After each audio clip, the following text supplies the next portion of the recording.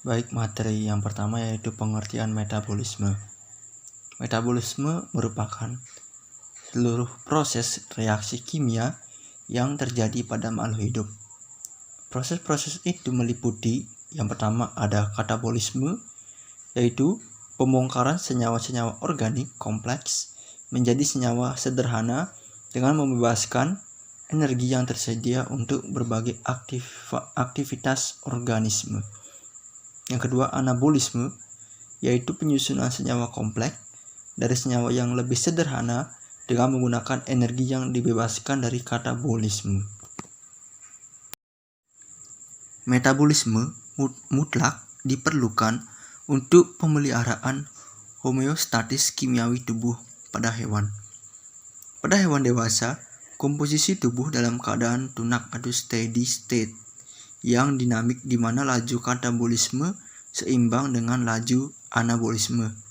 Dalam keadaan tunak yang dinamik itu, keadaan tubuh hewan tidak berubah. Akan tetapi, molekul-molekul yang terdapat dalam sel hewan dewasa secara terus-menerus dipecah dan diganti. Komponen utama metabolit yang pertama ada metabolit penyedia, yaitu pemasok energi yang meliputi karbohidrat, lipid, dan protein. Yang kedua, metabolit yang hanya sedikit atau tidak penyedia energi, yaitu meliputi vitamin, mineral, dan air. Karbohidrat merupakan pemasok energi utama bagi kebanyakan hewan. Susunan kandungan karbohidrat dalam makanan tergantung dari jenis hewannya. Hewan juga dapat menyusun karbohidrat dalam tubuhnya dari senyawa lain, yaitu gluconeogenesis. Karbohidrat sangat diperlukan oleh hewan, baik sebagai sumber energi maupun sebagai bagian dari struktur sel atau jaringan. Misalnya, menjadi bagian dari selaput lendir, jaringan penyokong, dan sistem saraf pusat. Protein.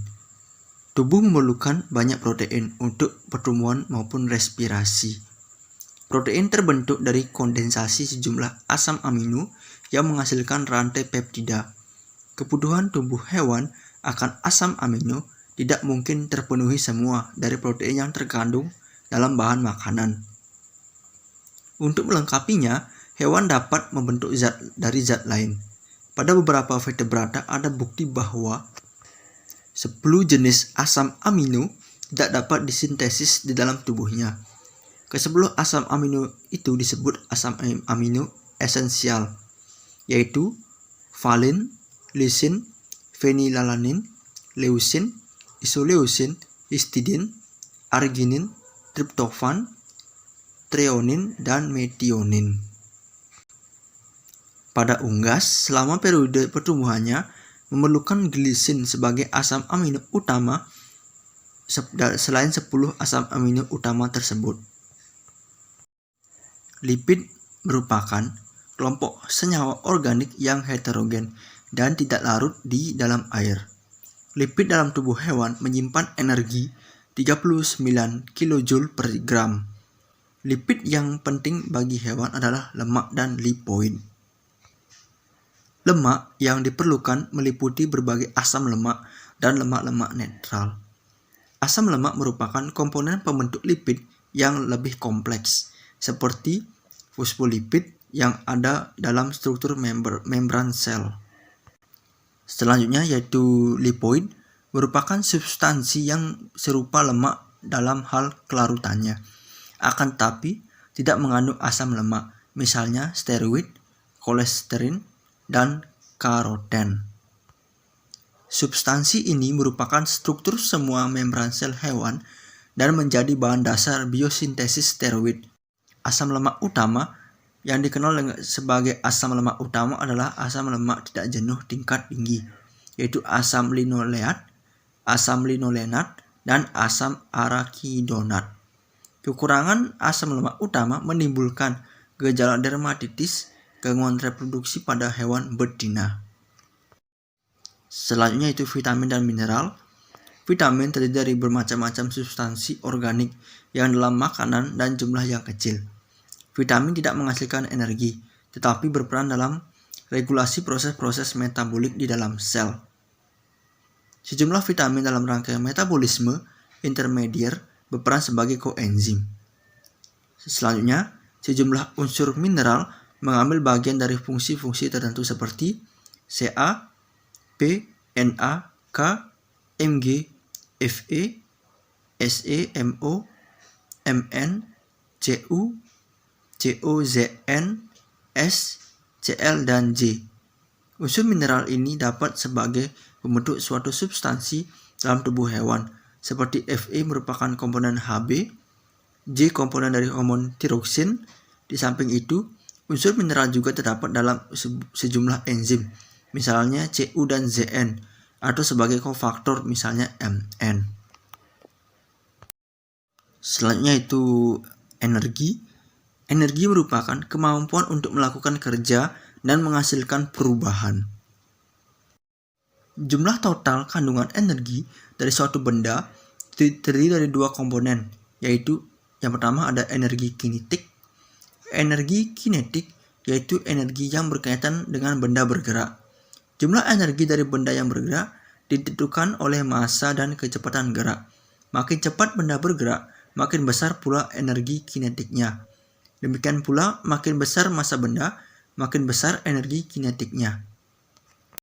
Energi potensial merupakan energi yang berkaitan dengan posisi atau struktur dari suatu benda. Bila energi potensial dilepaskan, akan menjadi energi kinetik. Energi kimia merupakan energi potensial yang tersimpan dalam struktur molekul suatu senyawa kimia. Energi ini dapat dilepaskan selama reaksi berlangsung, di mana ikatan kimia dipecah atau dibentuk. Selanjutnya, kegiatan-kegiatan yang dilakukan oleh sel tergantung dari kemampuan untuk mengambil dan memanfaatkan energi kimia yang terikat dalam struktur molekul bahan makanan, yaitu bahan makanan penghasil energi. Energi yang dibebaskan dari zat makanan tidak langsung dapat dimanfaatkan dalam aktivitas sel, akan tetapi akan ditangkap oleh suatu molekul lain dan menyimpannya dalam bentuk ikatan kimia.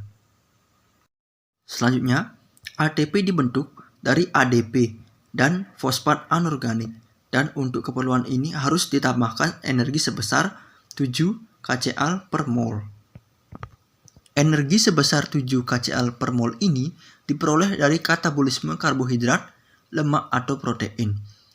Bila sel membutuhkan energi untuk melaksanakan berbagai macam kegiatan, ATP dihidrolisis menjadi ADP. Sehingga proses hidrolisis ini dibantu oleh enzim ATPase. Pembentukan ATP berlangsung sama cepatnya dengan penguraian ATP. ATP tidak berfungsi sebagai penyimpan energi, akan tetapi memindahkan energi dari molekul bahan makanan penyedia energi ke berbagai fungsi sel. Jumlah total energi yang terdapat dalam molekul ATP mampu memenuhi kebutuhan energi yang diperlukan oleh sel hanya dalam beberapa detik. Di dalam tubuh, simpanan energi sesungguhnya adalah dalam bentuk molekul karbohidrat, lemak, dan protein yang energinya dipindahkan ke ATP. Selanjutnya, pembentukan ATP terjadi di dalam sel melalui fosforilasi substrat dan fosforilasi oksidatif. Fosforilasi substrat terjadi jika satu kelompok fosfat dipindahkan ke ADP, membentuk ATP. Pada fosforilasi oksidatif terjadi melalui proses pemecahan karbohidrat, lemak, dan protein yang melibatkan banyak reaksi kimia. Dalam reaksi kimia tersebut melibatkan suatu koenzim yang berfungsi menerima transfer atom hidrogen yang terbentuk pada reaksi kimia tersebut. Sebagai akibat transfer atom hidrogen ini, berbagai energi kimia yang terdapat dalam molekul karbohidrat, lemak, dan protein dipindahkan ke molekul koenzim. Proses fosforilasi oksidatif kemudian menggunakan energi itu untuk membentuk ATP. Dalam proses pembebasan energi potensial dalam bahan makanan tersebut, 40% energinya dipindahkan ke ATP dan 60% dilepas sebagai panas.